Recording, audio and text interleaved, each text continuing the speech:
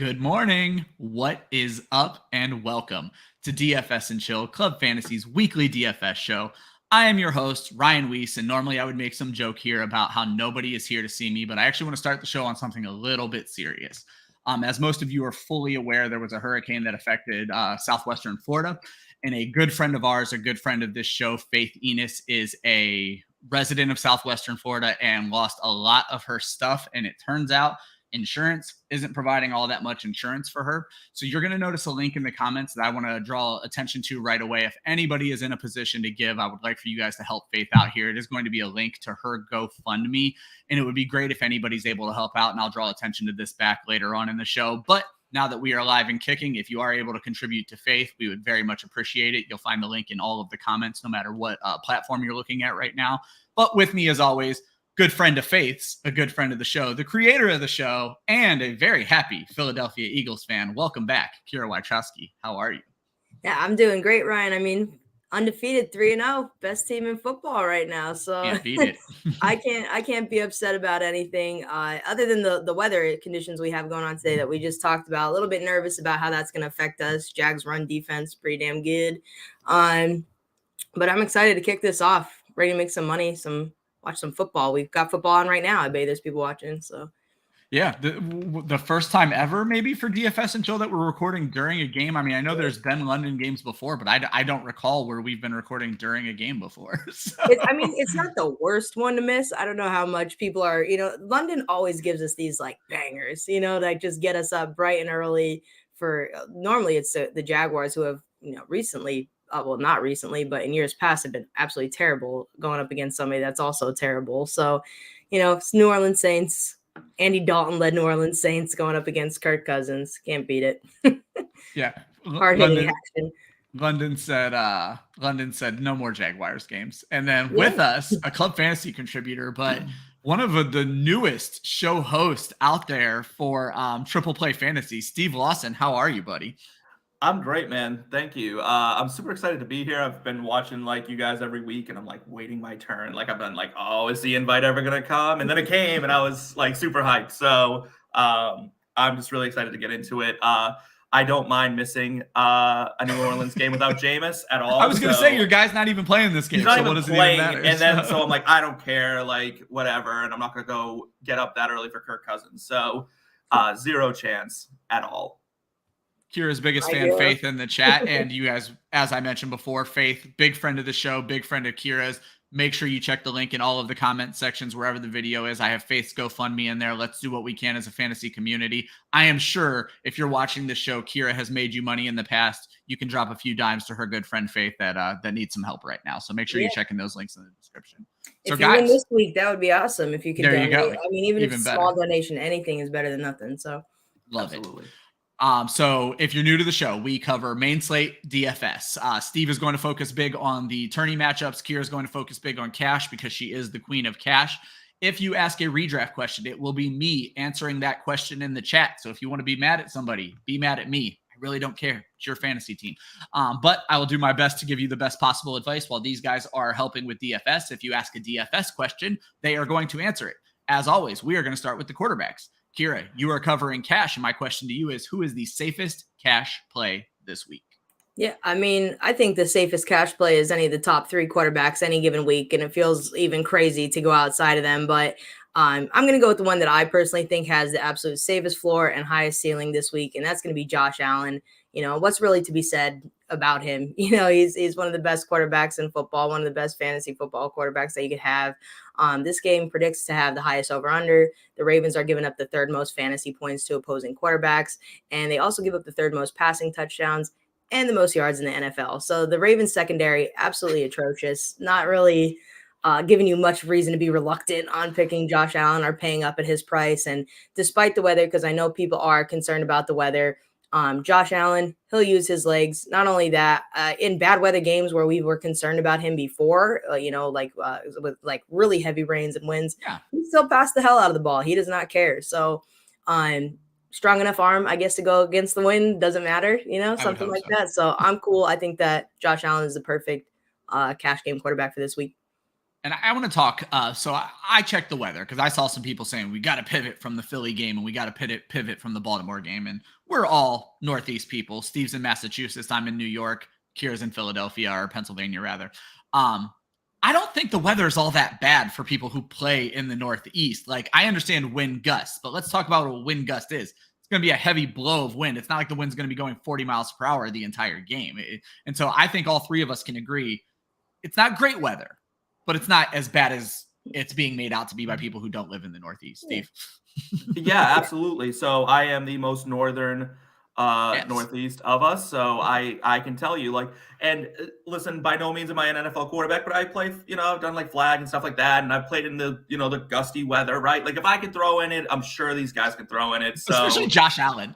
yeah, Josh Allen has an absolute rocket. If there's right? anyone. So, yeah, I mean, it's not something I'm too concerned about in terms of. All right, Steve. And so I asked you to pick high upside quarterbacks for GPP, and you went a little different this week because you went with Jalen Hurts, who, as Kyra mentioned, the top three quarterbacks are the top three quarterbacks are the top three quarterbacks. We're leaving Lamar out this week. But Steve, you think Jalen Hurts, even if he's high owned, Jalen Hurts in this type of weather game where he's probably going to be able to use his legs a lot, you think that's going to be a good play? Yeah, I think that's a great play. So sometimes I know it's like, oh, high upside, but just because we're going high upside doesn't mean that consistently high upside. You know what I mean? Like that's a huge part of it. The quarterback position can get a little dicey. You got guys like, Mariota that I considered and maybe even Carson Wentz. But honestly, Jalen Hurts in a game where maybe the conditions aren't perfect and they do want to run the ball more, Jalen Hurts could have 15 rushing attempts this game. Jalen Hurts could have 2 or 3 rushing touchdowns this game. And I wouldn't be shocked at it. Upside is relative, right? So, Yes. Jalen Hurts' floor is like 20 points, but his upside is 45 points. Yeah. So that's something you want to weigh in. And if I'm going for a big tourney win against a Jacksonville defense that I think has really overperformed till this point, I am very excited about rolling out Jalen Hurts. And I think that makes great sense. And I think I've brought this up every week since we had him on the show. But way back in week 1, and oh my God, of course this happens to me. Kyra, who's your guy over at 33rd team? Jordan. Oh my God, sorry. I was like, why am I blanking on dude's name? But Jordan Vanek told us you need to get different in GPP, but you don't want to get too different. You don't need to be crazy. You don't want a team full of the island full of misfit toys. And so I love that Steve put Jalen Hurts in there because you're going to get different at a different position. But Steve, you hit it on the head. His ceiling is 45 fantasy points in any given week. And that's what you need to take $1 million down is 45 points out of your damn quarterback. And I mean, realistically, who outside of Josh Allen, Lamar Jackson, and Jalen Hurts could provide you 45 fucking points? Like literally nobody. Look at that list today, because I mean, it's probably going to happen because I effing said it. But who is getting you 45 points?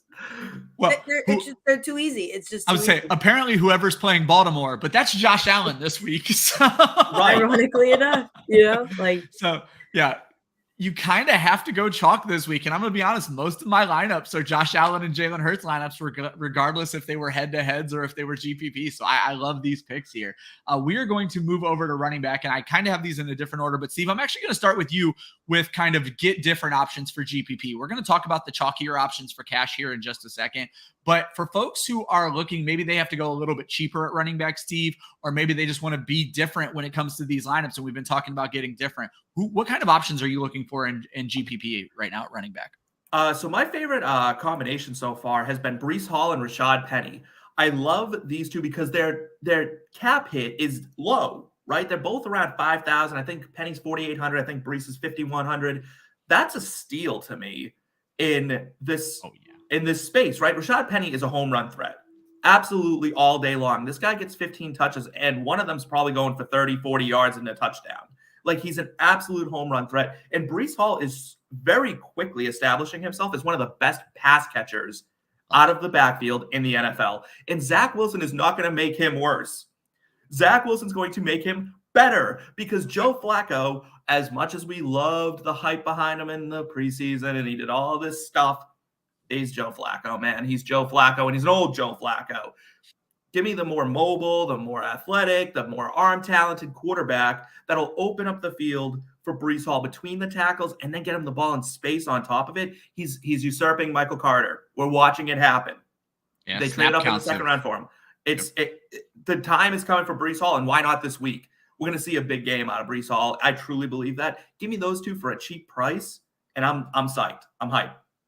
I love it. And if you're paying up, this week either. And if you're paying, oh my goodness, yeah. If you're paying up for quarterback, well, Myles Garrett is Cleveland, Atlanta. Breece Hall's in Pittsburgh. Yeah. I was thinking of last week. But no TJ Watt. No TJ Watt. Yeah. Which is probably what you were looking for. But no TJ Watt is right. Yeah. Yeah, absolutely. But no, you're absolutely right, Steve, because the snap counts have just been favoring Hall. And Kyra, this is something you love to bring up is when the prices haven't quite caught up with the player yet. And I feel like they've been apprehensively pricing the Jets this week because we don't know what Zach Wilson brings to the table. So I think that's an interesting point as well. Kyra, before we get into cash, what kind of get different options are you looking for in GPP this week? Yeah. So for GPPs, speaking of the Steelers, I picked Najee Harris. He checks all the cash game boxes for us. Oh wait, no, I'm sorry. I was gonna say no, you didn't, you liar. This is my fault for going opposite of the show sheet. I'm sorry. No. This is me. You have Austin Eckler and Devin. I wasn't even thinking, but yeah, okay. So Austin Eckler, my bad, guys. I was up early watching the Saints and the Vikings today. I'm blaming yourself. It's a bad host who goes off of his own show sheet. It's so sorry, but yeah. So I'm rolling with Austin Eckler and Devin Singletary. Just to talk about Austin Eckler. I know he's disappointed a lot of us. We talked about him last week on the recap show about how disappointed I have been in Austin Eckler, but he's really in a great spot to get right here. The Texans have allowed the most rushing yards in the NFL, and they're allowing the most fantasy points to opposing running backs. I just think if Austin Eckler, if he doesn't get going here in this spot, then I don't know when you're finding that option. And I think people are going to be scared off of him because they see that he hasn't been putting up the touchdowns that he did last year. He's not getting the usage that you saw. You know, you're watching him lose touches to Sony Michel, and that's frustrating. So I like Austin Eckler going up against the Texans because if not now, then when? Yeah, well, and so what I love about this, Kyra, is before you get into Singletary, this is exactly what you said on Monday, and I love that you stayed consistent with your messaging. Is if it's not this week, when is it for Eckler? Yeah. So it's fine to move off of him after this week. But I think you've hit the nail on the head that most folks who play DFS are obviously in redraft, and they see Austin Eckler just disappointing, and maybe they have Austin Eckler on their team and they're like not going to touch him with a 10-foot pole. So even though he's a PPR dynamo still, even in this bad year, he leads the league in targets and receptions, if I remember correctly. But he's going to be avoided because of what he's letting them down in redraft. But that's the beauty of DFS is it doesn't matter what he did last week. What's he going to do this week? Leave your emotions to redraft. You almost have to like pick on people's emotions and target it. So yes, I love it. That's why I like Austin Eckler. And I'm picking Devin Singletary here just because it's a contrarian way to get different. I know that everybody's going to want Gabriel Davis, Stephon Diggs, Isaiah McKenzie. They're going to go that route. But I mean, hey, what if we're wrong? What if this brother does suck terribly and they do lean more on the run game? So I think that Devin Singletary, and possibly shitty weather, the game plan, maybe it changes a bit. The Ravens are, aside from their terrible secondary, they're also giving up the 7th most rushing touchdowns in the league. So I think that Devin Singletary is super cheap price and a way to get exposure to that game and maybe come off of all the pass catchers. Perfect. Kyra, who are your favorite chalk combos when you're building those cash lineups? Yeah, so my favorite chalk combos, what did I do here? Because I have to look at this show sheet. Where are we? Well, I went back up now. So you have Saquon and Khalil. It's because I cheated and I have multiples. That's why I was confused. I didn't even make the joke this week because now we just expect it. Like, you have to give me all these names. If you only gave 2 names, I think everyone would leave the chat. They wouldn't know what's going on. It's, I have to give different options because people are saying multiple lineups. I just want to help you out. But one of absolutely my favorite locked in cash running back this week is going to be Saquon Barkley going up against the Chicago Bears. He's a home favorite. They have literally no other offensive playmakers on this Giants team, and the Chicago Bears run defense, not very good. So you don't have much to worry about there. Saquon is Saquon. He's back. He plays every single down. I mean, he's out there. Yeah. So get Saquon Barkley in there. Easy enough. On the opposite side of that, I do like Khalil Herbert as much. Most people probably do this week. Right across the field. Right across the field. Every time he's got an opportunity, the dude crushes. He's just dynamite. I wish that David Montgomery wouldn't come back, but I like Khalil Herbert better. You know what I mean? I think the truth is that Herbert's just better. Yeah, that seems to be what's happening in the NFL. Yeah. But, take advantage of the price of Khalil Herbert, who's going to probably see another 20 attempts again this week, facing a bottom 7 defense against opposing running backs. 5,700 DraftKings, it's almost too easy. He's going to be super chalky, but I think he's going to pay off regardless. Another tier of options I like is Najee Harris. He's someone that always pretty much checks all the cash game boxes for us. He's a bell cow. He's a home favorite. He gets usage in the passing game. Wish it was a little bit more, but he does get it. And this is honestly, I think, the best matchup defensively for Pittsburgh that they're really going to kind of see, because that offensive line stinks and the Jets defensive line stinks. So I don't think that they're going to really have to make up for that, here. I think that maybe Najee Harris could finally have some holes created that he could take advantage. I don't know. I just think that this is really the matchup for him. If he's going to have a good game, it's going to be this week. The Jets are giving up the 13th most fantasy points to opposing running backs. I know their secondary is a little bit worse, but maybe that's because people are able to throw on them so much, and the run defense isn't also that great, but another get different option I like there would be AJ Dillon, a little bit cheaper. I know his matchup isn't great on paper or anything like that. I know New England has a pretty good rush defense, but the Green Bay Packers, they're heavy home favorites. So I'm just going to trust the cash game process with that and roll with the super heavy home favorite. They're 8.5. So they're expected to dominate in this game. Packers, they're playing against Brian Hoyer. I mean, they should be able to play a slow game, ride the running backs into the win. So I think that's mostly the game that they want to play right now. So I'll take AJ Dillon. I'm sure he's going to get a lot of opportunities in this one to pay off at this price. Love all of those picks. Steve, your very first name is a name that I need to get his shit together. So please tell me that Jonathan Taylor finds it this week. Jonathan Taylor is absolutely going to find it this week. Listen, all right. Jonathan Taylor has been a disappointment this year. Okay, period. End of story. That's just what it's been. And I'm not going to toot my own horn too hard here, but I did tell everybody not to draft him first overall. However, he's playing the Titans. He's playing the Titans, and the Titans are terrible. They're awful. They don't even bother. They don't try. Like it seems like on defense. They're a defeated team that has given up hope. They are. If Derrick Henry didn't throw them on his back and be like, we're going to score something, they'd be the worst team in the NFL. They'd have the number 1 overall pick, and Malik Willis would never get to see the field. But that's not what's happening. But their defense is bad. Jonathan Taylor, at this point, Frank Reich has to look at Matt Ryan and be like, you're not good. You're just not. It's over. Again, I said that to people. No one wanted to listen. But it's true. Matt Ryan, the time for him has come. It's gone. He was a product of Julio Jones and Roddy White, and that's my firm belief. And so they're going to have to lean on the run. They're going to have to lean on Jonathan Taylor. I expect Jonathan Taylor to get over 20 carries today. That's how much I believe they're going to lean on that run game. I love it. Because what else are they going to do? You got blanked by the Jaguars. Yeah. Stop leaning on Matt Ryan. It's not it. It's over. Running back. That time is come and gone. Mm-hmm. It's I'm with you. God, I'm freaking with you. Awful. It just is unbelievable. Listen to the point totals. 20 points for the Colts week 1, 0. They tie, the Texans, 20 points. They can't score more than 20 points? Yeah. Against the Texans? Who would have thought it possible to downgrade from Carson Wentz, but the Colts found a way.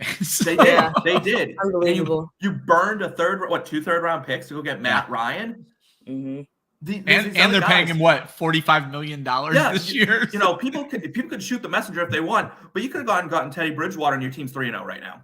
Yeah, that's the truth. They've been patching up that quarterback position ever since Andrew Luck, and it's just not paying off. It's not working out. Philip Rivers did for that short little bit, but he did. But you know what? Whatever they're doing, whoever looked at Matt Ryan and was like, "That's the guy should be fired." That's worse. So you kind of hit on this, Steve. Whoever looked at Ryan and did that, but then for Frank Reich to keep putting the ball in his hands. There was the week second week where they just weren't running at all. And it's you're just giving up on the run when you have Matt Ryan at quarterback. That makes no sense whatsoever. So, I think one thing that people forget is that Carson Wentz was a little bit, he's not super mobile, right? He's not he's not Jalen Hurts, not Josh Allen, it's not Lamar Jackson, right? But he's mobile enough. Matt Ryan is an absolute statue. Now, and with his arm looking the way it is, like he has no zip, he has none of that stuff. They're just people are just coming at him. You have to establish the run. You have one of the best run blocking lines in the league, but one of the worst pass blocking lines in the league. Whatever they're doing, they have to change it. And I think this week, Reich really has to look at this as if his job is on the line. Yeah. At this point, like there's no other way to look at it. If they just start bottoming out on their offense, where that's where he makes his money, he's done. He won't finish the year. Yeah, you can't tie to Houston, get blanked by Jacksonville, and then if something goes wrong in this game, he needs to be looking at it and being on the hot seat, as in like fired any point from this point forward. If you lose to your like three division if he rivals, loses today and that offense doesn't perform, he should be shocked if he has a job next week. Yeah. And to say that they beat Kansas City beat I'd say our boy Austin trying to bail Indianapolis out in the chat right now. I just rewatched the game yesterday. It was on NFL Network, and Kansas City beat Kansas City. Yeah, Austin, come on. Don't put that on Matt Ryan. Matt Ryan doesn't deserve any of your praise, Austin. He does not deserve the credit. But yeah, we do not need to hype Matt Ryan up. He has 45 million hype men. They're all dead presidents. Right? So. Yeah, Matt Ryan will be fine if we bash on him a little bit. I'm pretty sure that he's sitting pretty. Steve, before we move on, you have Damian Pierce on here as well. I do have Damian Pierce because he's playing the Chargers, and it's another defense that, I thought the Chargers would have a great defense. Yeah, I was of the firm belief. Brandon Staley's a defensive guy. Where's the defense? Yeah. What is happening here? And they just lost Nick Bosa too. So yeah. Yep. Did they? Oh my God. Mm-hmm. I didn't even factor that in, and I was still okay putting Damian Pierce in. Yeah. So subtract that. Listen, the Texans, it's Lovie Smith, right? And Lovie Smith is going to get the ball to his running backs, and that's what Lovie Smith does. And I'm a big fan of it. And Damian Pierce is talented. I know. I'm a Florida State fan. I watched him in Florida. I watched him get his helmet blown off, and then run for a 15-yard touchdown without his helmet on against us. Like, I know what Damian Pierce can do. He's nasty. That man is an angry runner. Angry runner. And I love that. Like a Chris Carson. Yeah, that gets me hyped. I say what I love is the Texans. You kind of hit on this. Lovie Smith doesn't care that they're losing. He'll just keep running the football. Like Lovie Smith is the most steady game script guy in the world. He'll never game script himself. He's like, oh, we'll run the ball, and then we'll play action and get back into it. Like, and it works. It works. Yeah. The Texans are outperforming what they should be doing this year. For sure. All right, we're going to move over to wide receivers. And one of my favorite things to do with the wide receivers is I have each of these guys build a 3 wide receiver lineup, since you have to start 3 no matter which platform you're playing on. But I want them to give you 1 cheap option, 1 middle of the road option, 1 expensive option. I'm not saying to build your fantasy team this way, but maybe when you're building and you need one last spot, maybe you need a cheap spot, maybe you need a middle spot, maybe you need someone expensive, though I think you're pretty good with someone expensive. So Kyra, for cash, who are we looking at cheap, middle, expensive? Yeah, just to get pretty damn cheap here, which for cash, it could be a little sus, these names, but honestly, I feel pretty good about them. I'm going with Elijah Moore and Josh Palmer. Moore, as far as Moore, he's a favorite target, for a familiar favorite target for Zach Wilson. Zach Wilson's going to come in this game. He's got some new weaponry out there. I know everyone's really big on Garrett Wilson right now, but who is he most familiar with? That's going to be Elijah Moore. And I know he's been disappointing, but he's in a good spot to turn around with the Steelers giving up the 10th most fantasy points to opposing wide receivers. Not a very good secondary. If Zach Wilson wants to go out there and look good, maybe he's going to lean on his guy. As for Josh Palmer, you get no Keenan Allen. So he's going to be out there a lot again. Over the last 2 weeks, he saw 17 targets and he scored double-digit fantasy points as well. He's going to get the usage. So I'm cool with putting out Josh Palmer. I love the Josh Palmer call because I feel like, and remember, and this is something Kyra preaches every week, is you're just trying to beat one other person or half the field. So Josh Palmer being cheap might feel like chalk because Keenan Allen's out. That's fine. If you have, I think he's like $5,900 in draft or FanDuel or something like that. He's if you only are down, $5,000. He's 5 in DraftKings, and and I think he's 4,800. So below. Yeah, exactly. 5. These are perfect at the end there because you want just that slow and steady. You just need to beat the 50% of the field thing. And so I absolutely love that pick. You can move on to your middle receivers. Yeah. So my middle tier of receivers, I've got Amari Cooper and Brandon Cooks. pretty similar receivers in a sense. They're both seeing heavy usage and heavy volume in their offense. Two different stories, though. You've got Amari Cooper producing like a damn wide receiver one, and Cooks has certainly disappointed you, but they're both in an A-plus matchup. The Falcons and the Chargers both rank around bottom of the sixth. They rank in the bottom tier of 6th and 7th in passing touchdowns allowed. They also rank 5th and 7th in fantasy points allowed to opposing wide receivers. So there are definitely two teams that you can be targeting as far as their secondaries. And these games are going to be a little underwhelming. Most people are going to be, like I said, we're all going to be flocking to the chalk. You're going to go to the Bills-Ravens games. You're going to go to the Eagles and Jaguars games, whereas the Atlanta Falcons and Cleveland Browns doesn't sound super appealing. neither does, the Chargers and the Texans. So I like to target them just to get a little bit different, to get some advantage over my over the field there. Also, I'm just going to say, as a bring back for Amari Cooper, I really like Drake London in this spot too. Love it. Yeah, I saw that in your article this morning too. Yeah. I love that call. Especially now with you were early on Myles Garrett, but now no Myles Garrett, and I don't know if Jadeveon Clowney's playing again. The Browns pass rush, which should be the best part of their entire defense, may be non-existent. So yeah. And then Kyra, one other thing before you move on to Stephon Diggs, and I actually want to talk to all of you guys about Stephon Diggs and a few of your other picks, but on Brandon Cooks, I find it interesting because you brought up that nobody really wants a big piece of that Houston-Los Angeles game, but you bring up Josh Palmer, you bring up Brandon Cooks, Steve brings up Dameon Pierce. Is that a sneaky game for DFS this week? And Eckler too. Yeah. Honestly, for GPP, I don't mind Justin Herbert, but I think it could be a little sneaky game just because there's really good pieces on both sides of the ball. And with Brandon Cooks, he's been so disappointing for people. I could see people trying to come off of him. And for some of the casual fans who still don't know, the Chargers are not a good defense right now. Yeah. But Brandon Cooks' catch rate has been super low this season. That's gonna come back to earth. We're gonna get past that. He's seeing too much volume for this to just all of a sudden be a bad wide receiver. Oh, what did I say? Come back down? You said come back to earth. And I'm like, no, let's not bring it to earth. It can't get worse right now, Kyra. Please. That's not how I meant it. But I know that it's not at all what you meant. I just don't want to put it in the universe. Yeah, Brandon Cooks has been way too consistent for way too many years for me to believe that he just all of a sudden sucks. It's not the case. So spoiler alert, Steve, you agree with Eli Moore, and we'll talk about Eli Moore again. Yeah. But you have Devin Duvernay, you have AJ Brown, and then Kyra, your high dollar guy is Stephon Diggs. And so, guys, we've kind of talked about the weather, and I just kind of want you to emphasize the same points again. With wind gust, we're not worried about these outside wide receivers, Kyra. Yeah. No, just because, especially because in that game, you're not seeing the super heavy wind gusts in comparison to like for the Eagles game, there is a little bit more. Okay. Oh, you muted. The mic come out. Sorry about that. There you go. Hey, it's a Club Fantasy show with Kyra. Technical difficulty. If it's not the camera, it's the microphone. He's got to pick one. But yeah, he is the pay up option this week. I like Diggs for all the same reasons. I like Josh Allen, extremely safe option, safe ass floor, high ass ceiling. It's just, he's hard to pass up with that Ravens secondary, and the win doesn't scare me at all. Like I said, Josh Allen will persevere through it. He does not care. I 100% agree. And I was just saying, please, just go in. Yeah, the one thing you want to remember about Stephon Diggs and even AJ Brown, I'll just lump them both into this, is that they are not guys that need a 40-yard pass to make something happen. Okay. They are run after the catch like maestros. Josh Allen may hit to Stephon Diggs on a 5-yard slant.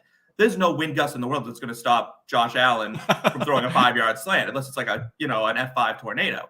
And then the game wouldn't be played. So, these guys can create after the catch. These are not, your typical like downfield, like zero rack kind of guys. This is a rack heavy kind of player. Stephon Diggs, AJ Brown, elite with the ball in their hands. So wind gust concerns me more for guys like Quez Watkins, right? Okay. You could throw him in there. I did it a few weeks ago. You throw him in, you just kind of say, hey, maybe he'll catch something deep. That's not Stephon Diggs. Yeah. That's not AJ Brown. These guys are short, intermediate pass catchers that can go deep, right? If the wind dies down, yeah, sure, they'll launch it. But AJ Brown catches a screen, Stephon Diggs catches a screen, I wouldn't be shocked if they took it to the house. You're not like, oh my God, where'd that come from? They're elite. They're elite for a reason. Elite wide receivers in the NFL do it at all levels. That's how you become elite. And Austin actually said someone else who I really like in the middle tier. Well, he's a little bit a little higher, but he's starting to get high. It's going to be Christian Kirk. I really like him this week. I know that the Eagles secondary has been like shut down, but Avonte Maddox is out in this game. He is our slot corner. Okay. And that's where Christian Kirk's going to live and die. And I think, Zay Jones, I just got the news that he's out for this game. So I think that Christian Kirk's going to get fed. That's somebody to look toward, especially for a bring back for Philly. Don't be afraid of Christian Kirk, especially with the usage he's been seeing. So, well, I worry that he'll draw Slay at some points, and that'll just erase him. Yeah, but I mean, of course, but I would have liked it better if Zay was in, so Slay had somebody to worry about on the outside. Yeah. But I mean, Marvin Jones is no slouch on the outside either. So Marvin Jones isn't Darius Slay level, though. You know what I mean? Like, you can stick I'm saying Marvin Jones isn't it anymore. He's not really. Yeah, exactly. Yeah, that's what I'm saying. Like, I think Darius Slay really could wind up going after Christian Kirk and being like, all right, so how are you going to score now? Yeah. And that scares me. Anytime ETN probably. Yeah, Darius Slay, like there was that one season that everyone was like, oh, he's done. And then ever since then, he's been absolutely nightmare fuel. Yeah, I mean, you can't argue he's got to be the best corner in the NFL, at least so far in 2022. Like it's been look what he did to Justin Jefferson. That was horrifying. Erased him. Yeah, for some reason I just have this weird feeling about Travis Etienne this week. I don't know what it is. I guess it's maybe like the weather. It's the Eagles' defense against running backs. As much as James Robinson has been crushing it, but I could see a game here for Travis Etienne. Just a gut feeling. No idea if that's gonna come to fruition. Not really putting too much exposure into that, but just a sneaky pick. Yeah. And then, Steve, like I said, we talked about Eli Moore, and then you hit on A.J. Brown. I want to talk about Devin Duvernay. And I have a question for both of you. I think you do. Because Duvernay is a hell of a kick returner as well. Do you get a kick return touchdown in DFS if they score it? Yeah, I'm pretty sure you get the 6 I think you do. So, okay, perfect. Yeah, but you know what? Honestly, that's not even why I'm really going after Devin Duvernay. He's low on the pricing. And he's Lamar's if Mark Andrews isn't getting targeted in the red zone, it's been Devin Duvernay, and he's getting those jet sweeps. He's getting rushing opportunities. He's doing all this stuff. I live in Massachusetts, and I watched what he did to the Patriots. He is explosive. He can be explosive. And in the red zone, they like to move him around and go try to get him. He's kind of I think he's a bigger guy, too. He's not like this tiny little dude, so he's a red zone threat. In these tournaments, 4,100 on DraftKings. He's like pretty cheap. So it's a good way to get exposure in this game for cheap. Absolutely, and in these kind of tournaments, you're looking for someone who's going to surprise you. And at that price, his touchdown upside with Lamar leading the league in touchdown passes is high. They throw in the red zone because there's no running back there that they trust to get that touchdown right now. So Devin Duvernay is essentially their second string running back at this point. I'm going to throw this question up because we just got off of running backs. It's a redraft question, but let's just get it live on air. If we are looking at running backs, regardless of cost, and Khalil Herbert and Jamal Williams in DFS would be a similar cost, but this guy's looking for a redraft league. If we had to choose between Aaron Jones going on the Patriots, Khalil Herbert taking on the Giants, and Jamal Williams taking on Seattle, which one of these running backs in a full PPR, like DraftKings-esque scoring, who would we start, Kyra? I know it's probably very overthinking here. I'm going to stick with Aaron Jones, but if really tempted by Khalil Herbert. Really am. Probably out on Jamal Williams just because I kind of out on Detroit in this game. I think Detroit could get blown out by Seattle with the I really could too. And then with with his DST pick, I'm all for it. I think that Seattle kind of runs away with this one. But yeah, I won't get cute and I'll just stick with Aaron Jones. Steve? Yeah, I mean, as much as you love to give the fun take, it's Aaron Jones, full point PPR. He's the only one who's a real pass catcher. I absolutely love that. The Patriots are really good in their secondary as well. So someone asked last week on Twitter, and I thought about it, and I'm like, you know what? There's a real argument to be made that Aaron Jones is also one of the best, maybe the best pure runner in the NFL, not named Nick Chubb. He's certainly the most efficient. Yeah, absolutely. And in a game where, they're going to want to slow the pace down because it's the Patriots. They're not that great. Yeah. Aaron Jones could see 15 carries and 5 catches. I'll take that. I'm glad we're all in agreement on Jamal Williams. I've been fading Jamal Williams while everyone else has been hyping him because I think everyone's just assuming he's going to get all of the work, and that is not how Detroit runs their system. I think we're going to see Craig Reynolds involved, and then you have the absolute lack of pass catchers at all for Jared Goff. We've talked about it, and apparently we're going to get to it with defense as well.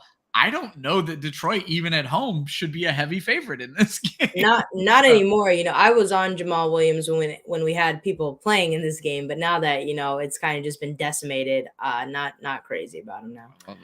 Yeah, Jamal Williams has been carried by heavy touchdown usage, right? So what does he have, 4 this year?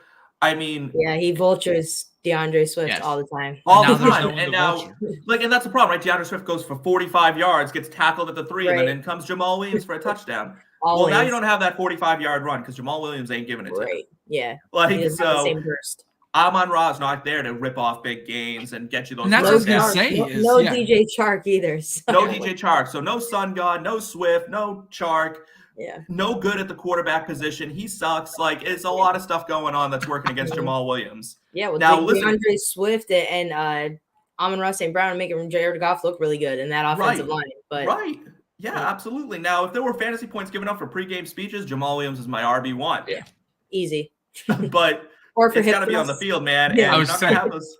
You're not going to have those goal line carries. Being sexy about things, He knows it. Like, you're not going to get those goal line carries if you don't move the ball. Yeah. All right, guys, let's move on to tight end. And I do not break up tight end between Cash and GPP. They'll, I'm sure, going to talk about their own things. But for me, when you're looking at tight end, you're choosing one of two things. You're saying, I am going to pay up for some chalk guy this week, or I'm going low. You guys both have a high and a low dollar play. So clearly there is a pay up option at tight end this week, Kyra. Yeah, it's no question. That's Mark Andrews. And there's really no explanation necessary because he's been the best tight end option in football. He's crushing it over the last 2 weeks. I think he has over 28 DraftKings points over the last 2 weeks. And now he gets a barn-burning matchup. Yeah, they're going to rely heavily on Mark Andrews. I don't really need to explain it to you. Mark Andrews. Steve, you also have Mark Andrews, and I'm just going to ask you the question. Is Mark Andrews just defense-proof at this point? Because Buffalo typically pretty good against the tight end. Yeah, Mark Andrews is defense-proof because Lamar Jackson's defense-proof. And when Lamar starts extending plays and running around and doing schoolyard stuff, he's looking for Mark Andrews. That's who he winds up looking for. And in the red zone, he'll look for Mark Andrews. He'll force feed Mark Andrews. You don't get that often at the tight end position. Really Mark Andrews is like a lock for like 10 targets a game. So you just don't get that at tight end. And it is worth noting for anyone, I mean, if you just haven't been paying super close attention, the Buffalo Bills secondaries beat the hell up. Like they've taken Micah Hyde and Jordan Poyer are both out. So both their safeties are out. I think. Yeah, who are they going to stick on Mark Andrews? Who's going to do that? You can't stick a linebacker on him. Yeah. Yep. So even when you see Kyra, that's such a good point. And Steve, absolutely. You can't put a linebacker on him. When you look at Buffalo's raw stats versus the tight end, they look good, but they haven't faced very many good tight ends to begin with. And then more importantly, the people who were good against the tight ends, they ain't playing no more. So I think that he's going to feast in this game, Didn't Gesicki catch a touchdown against them too? Like, it's not like they're, did. Yeah, they're not elite like they were. So they played the Rams, who never used the tight end, right? Like, that's just not McVay's style, really, to like overload the tight end. So they're using him a lot this year, but he did not do anything in that first game. So. Yeah, like Gesicki is basically like the fifth option in that offense at this point. Yes. Yeah, he had me nervous in the They talked about him not really being able to find a place for him in this scheme. So it just doesn't have. So this is the first time we're going to see Buffalo play a team where they're like, our tight end is our focus, and I'm okay with that. They won't have an answer for it. Absolutely. Kyra, you have some cheap options for us.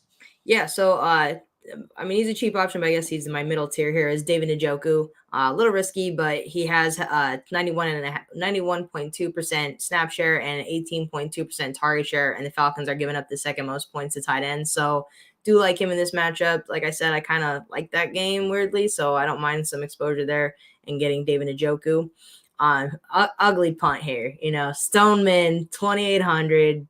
David Bellinger of the New York Giants. I was gonna say you actually have to throw who he plays for because there are very few who know who the hell Daniel Bellinger He's is. He's a rookie tight end, so there's like a million things going up against this guy. But he saw 5 targets last week. The Giants just have absolutely nobody.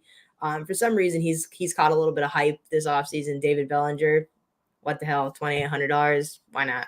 I love it. And I know the David Njoku brought a smile to your face, Steve. You've been beating that drum for quite a while. The breakout party happened last week, finally, thank God, because I was also on board with Njoku. And I am a big Njoku fan. Love that guy, love the talent, and I will chase contract money. I always will. You start paying guys, and I'm like, they're going to use them because maybe the first couple of weeks they don't, but all of a sudden that phone starts ringing to the head coach, and they're like, I just paid this guy $56 million. Yeah. Start using them. Yeah, and outside of Amari Cooper, he's really the only pass catcher that you're seeing. And they moved him into the slot against Pittsburgh, which is where his ass should be playing to begin with. Look how good he looked. Yeah. Like, look how good that offense looked. I was like, that's what you have to do. But I do love Njoku very, very much. He has a special little place in my heart. So good job. And then you gave us a different pay down option as well. I did. So I went with TJ Hawkinson because somebody has to catch a ball. Yeah. Top 3 pass catchers out for the Detroit Lions. So you think of TJ Hawkinson, and he's had these massive games in the past, right? Like he's had these big games, and they all have one thing in common, and that's that there was nobody else to catch the ball. There was no one else there. So when TJ Hawkinson is the sole focal point of the offense, he does tend to do well.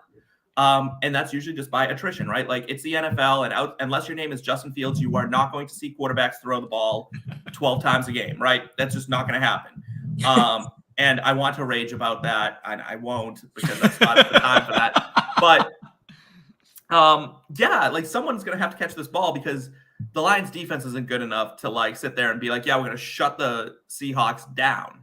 And Geno Smith has proven himself to be actually pretty capable in the NFL right now. So he's doing okay. Someone's going to have to catch the ball. Someone's going to have to move the chains, and someone's going to have to catch a touchdown. And like, even if you do one of those like DraftKings, like anytime touchdown scores, I think Hawkinson's a great choice. Yeah. Like, I don't believe the Lions will get blanked. I don't think they'll win, but I don't think they're going to get blanked. And I certainly don't think Jared Goff's going to throw for 0 yards. Someone's going to catch it, and I think Hawkinson's the guy that's going to do it. Only Justin Fields might. That's it. Justin Fields might. Justin Fields, if they said, oh, we didn't throw the ball once this game and we ran for like 250 yards and like a touchdown, I'd be like, yeah, that sounds like whatever's going on in Chicago. Sounds about right. Why not? I look forward to the day when we have the first Chicago pass catcher on DFS and Chill because it certainly hasn't happened at all this season, nor should it. But and you know that kills me, Ryan, because I was big. I know you were on it. Huge on Darnell Mooney. And whatever Matt Eberflus or Fluss or however the fuck you pronounce his name, sorry. I don't think he deserves the respect of pronouncing his name. He doesn't deserve. He has. I've honestly never seen. Like honestly, that's not true because Urban Meyer existed last year. But man, some of these rookie head coaches coming out, I'm like, what on earth are you doing? Like this is unbelievable. You look like you have no concept of how to run an offense. Now listen, I respect defensive coordinators. Okay, I do. But the days of hiring them as head coaches has to end. Mm-hmm. Everyone wants the next Bill Belichick. Bill Belichick isn't even Bill Belichick, okay? That's a Tom Brady product. like don't even get it twisted. You can come at me all you want, and I'll fight that. Bill Belichick is a product of Tom Brady. He's a below 500 coach before Tom Brady. He's a below 500 coach after Tom Brady. Bill Belichick is not that great. Defensive coordinators do not make good head coaches. They sink their offense. They sink it. It's bad.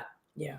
So how do we feel about the Patriots only having defensive coordinators and letting one of them run their offense? Look what's happening. Matt Patricia, look at this offense. awesome. Look how disgusting the New England Patriots look. Lost. You know what? Terrible. Don't even get me started. Last week was a fluke. There was so many fluky plays. Devontae Parker went for a career high in yardage, which is more of an indictment on the definition of a Ravens. fluke. Yeah, an indictment of the Ravens than anything else. Mac Jones is trash. Right? Like Mac Jones is trash. And I'm from New England. Okay. So this hurts. You're allowed to shit on them. Yeah, and I will, and I'll let anyone else shit on them too, because you know what? Bill Belichick is getting way too cute and his weird, like inbred looking son is disturbing to me. And like, there's a lot wrong with the Patriots right He's now. so And hard to look at, that guy. like whatever was going on, like that viral video of him, like with his mouth open and the tongue, like it just looks like weird. He has the mullet going on. And that's just an absolute perfect encapsulation of what the Patriots are right now. It's just ugly mullet, mouth agape, not knowing what's going on, because when Matt Patricia's calling your plays, which he showed he can't do, it's all bad. What are we doing? Yeah, he's the poster boy for the Patriots right now, that man. All right, guys, let's talk some defense before we start closing out the show. And I just asked for you both to give us 2 defensive options, Kyra. Yeah, my absolute favorite, if I could fit them in everywhere, it's going to be the Dallas Cowboys. I mean, did anybody watch Carson Wentz last week? I did live. Awful. He's doing what he loves to do. He's loving holding on to the ball, watching his wide receiver finish his route, and then trying to get it out.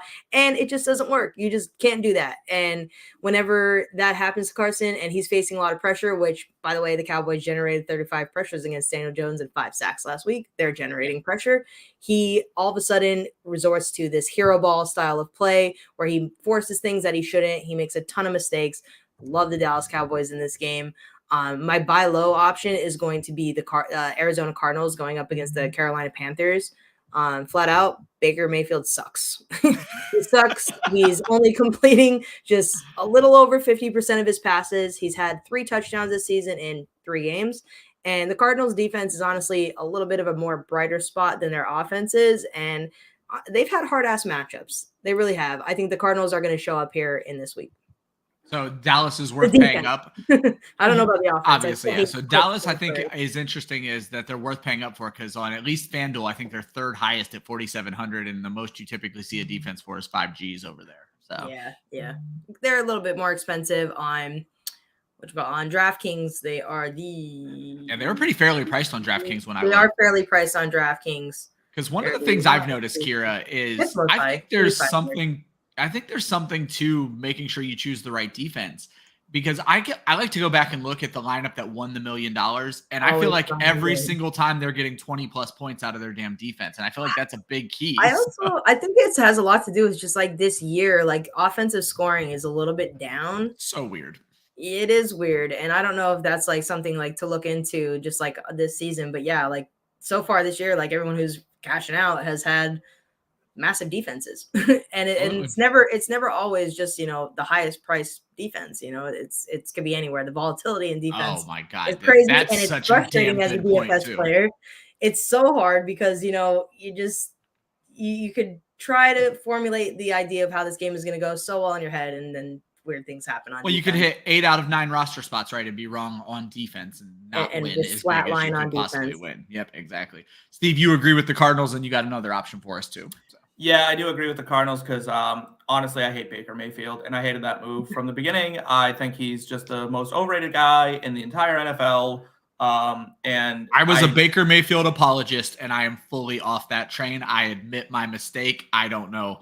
I am shocked at how bad he has looked, but I guess I shouldn't be. He's trash. I agree with both of you. He just doesn't have it. And you know what? Like, it's funny, when he got drafted, I was like, I thought Lamar should have gone number 1 in that draft. I didn't think Baker Mayfield was really that guy. I don't like guys out of Oklahoma, honestly. I really don't like Oklahoma quarterbacks. Same thing with Alabama quarterbacks.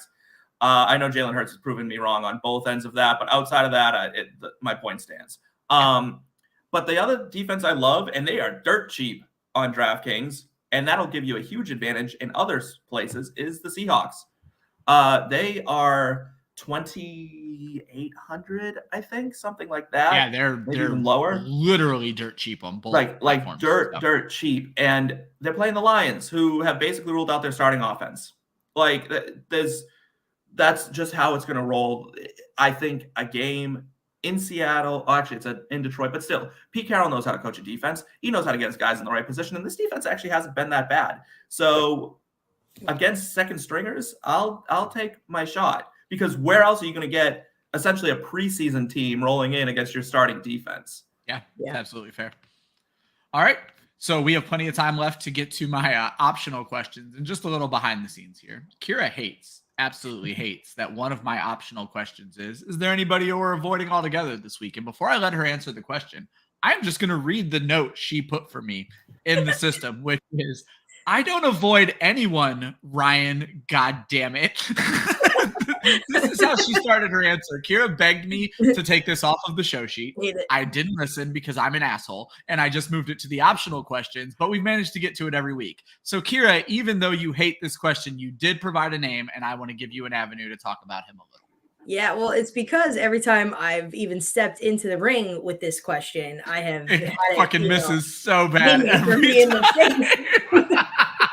I'll never forget Tom Brady in there all last year, and he just kept on punishing me. My favorite was the week you put Justin Jefferson in, and he went for like 2 bills, and then that was when I think you were done with this question. I was like, I can't. I'm seeing like stars from it. You know what I mean? Yeah. I'm just getting hit left and right with. All right, so Kyra, tell us who's scoring 3 touchdowns this week. Who are you avoiding? Like I said, don't avoid many people. Almost not at all, but I do have low exposure to some high dollar price guys like Derrick Henry, who is now going to be a Yeti. He's just going to crush everything. Yep. But get him in your lineups, folks. I would suggest you at least throw him into one lineup. But the Colts are only giving up on average around 13 fantasy points per game to opposing running backs, and I don't want to chase the points of last week, so I'm out on Derrick Henry. Then Steve, you had in here, you're not a big avoid guy either, but I'm not a huge avoid guy, but I usually don't try to spend. So this is actually going to contradict with the next question you're going to ask, but I usually don't spend a ton on quarterbacks. That's usually a position I will try to spend less on because I think it's pretty replicable across the board. But this week, it's just the exception to the rule. So it sounds like there's just no big avoid player this week. And sometimes there is, sometimes there is something that might seem one way and it's another. Like Mike Evans was my avoid player last week or the week before or something? And it was the Saints when he threw hands. Yeah, he got ejected from the game. Yeah. It worked out. When there's a history of a guy struggling against a team, I'll usually avoid them and do stuff like that. But honestly, the one thing I try to avoid is spending all my money at the QB position because it hinders you going forward. They are the most expensive position. They'll take up the biggest amount of your cap hit, all this stuff usually, or at least in some realm of that. And then you wind up losing at other positions that are much harder to predict.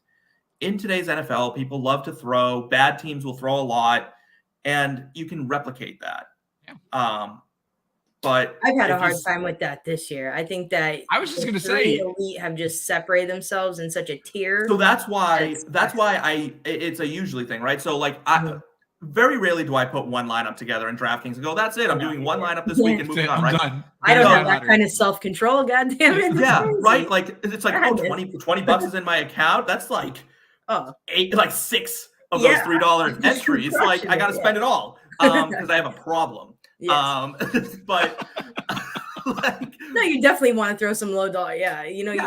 Marcus Mariota is a running quarterback. He has 2 rushing touchdowns this year. So instead of going with Jalen Hurts, I can go with Marcus Mariota. He throws for about 50 less yards a game, maybe, but he'll get a touchdown. I was gonna say, let's jump into the stacks because Kyra, you have the Mariota London stack, and then it's funny, Steve. Let's just jump into the stacks because you're saying avoid quarterback, but then you're picking second highest quarterback, second or first highest wide receiver. So when you do this, right? So I picked Jalen Hurts and AJ Brown. The reason I'm doing this is because honestly, they're right now, Jalen Hurts is a cheat code. Jalen Hurts is an absolute cheat code right now, and AJ Brown is really feasting on that. Every play now, I've gotten to watch the Eagles quite a bit, thankfully, because they do for some reason air up here in red zone is done. Every time Jalen Hurts takes that ball, his head just snaps to wherever AJ Brown is. It's instant, first right? read. Yeah. It's his first read every time. Even if it's a screen to the running back for some reason, he's like, bang, where's AJ Brown? Just in case AJ Brown ran by somebody, right? He's like, oh, maybe AJ ran by someone and now I can throw it to him. Yeah. When you go for a stack, if you're going to stack a guy, you want that huge numbers coming up, right? So in my mind, if I'm going to go stack with a quarterback, I want a quarterback that can give me that 45 points and that wide receiver who can come up there and match him, right? AJ Brown has the talent to go for 200 yards. We just saw Devonta Smith nearly go for 200 yards, right? Jalen Hurts, when he decides you're his guy that game, he will force feed you. And AJ Brown is a wonderful, wonderful guy to have force feed. He caught his first touchdown last week. They're getting that report even more as the season goes on. That's a sexy stack for me. I love it. Kyra, you obviously have Bills Ravens. And I mean, honestly, you guys have hit on Bills Ravens, Josh Allen, Stephon Diggs, Lamar Jackson, Mark Andrews, and even maybe throw Devin Duvernay in there. Hurts, AJB. But Kyra, your next stack, and you kind of touched on it earlier, I think this is a very interesting stack that is super fucking affordable and lets you pay up for running back if you want to. Yeah, I've used this stack a lot, and it's going to be the Marcus Mariota, Drake London, bring back with Amari Cooper or David Njoku. It almost seems like a no-brainer to me. It's just too easy to fit other pieces in with having fantastic matchups. So easy stack. There you go. Honestly, I might have to take that question out of the optional questions because this is my favorite part because I get to see a little bit of your guys' strategy when you do this, and I absolutely love it. Steve, that's the end of the show. We cannot thank you enough. It's been too long since we've had you on, and I very much appreciate it. And you bring something way different to the table because you watch a lot of these games and see things that other people aren't seeing, and you throw your gut into it, and I absolutely love it. So we can't thank you enough. Please tell everybody where they can find your work, what you're working on right now. Yeah, so you can find me kind of all over the place, but mostly you're going to find me on Twitter. You see my handle. I'm right underneath them, FF by Committee. I have been hosting the Tripwire podcast over at Triple Play Fantasy, and I am running the Fantasy by Committee podcast. That's on a hiatus right now, but the Tripwire is going. We are live every Monday night before the Monday Night Football game to tell you who to pick up in your fantasy leagues. So that's where you'll find me. And if you ever have questions or anything like that, just drop them. Hit me up on Twitter. I'm always willing to talk and just talk football. Love it. I like to listen to that show every week, and you guys talk about it often on the show. Is you're giving people the information before everybody else gets it because you're doing it on Monday instead of Tuesday, and I absolutely love that. Kyra, parting words for your loving fans. Yeah, no, go Birds as always. And As always. And of course, you can find me on the 33rdteam.com. My Cash Games article goes out every week, either Friday or Saturday, depending on how life treats me. But yeah, I hope you make a lot of money. If you do make a lot of money, please, if you can donate to my girl Faith, she could really use the help. Insurance, FU, that sucks. Yeah. And we'll be thinking of her. Yeah, Kyra touched on the point. You'll notice I dropped it in the chat 2 different times. We have Faith's GoFundMe. Faith is a great friend of Club Fantasy, the editor over there with IDP guys. Faith is a pillar of the fantasy community and the pillar of the women of fantasy football community. So please, if you have it in you, please help Faith out. You know what? I'm going to end the show with that. I could give you guys a whole bunch of other shit, but let's end it with where it's most important. Help Faith if you can. Set some lineups, win some money. Good luck this week, everyone.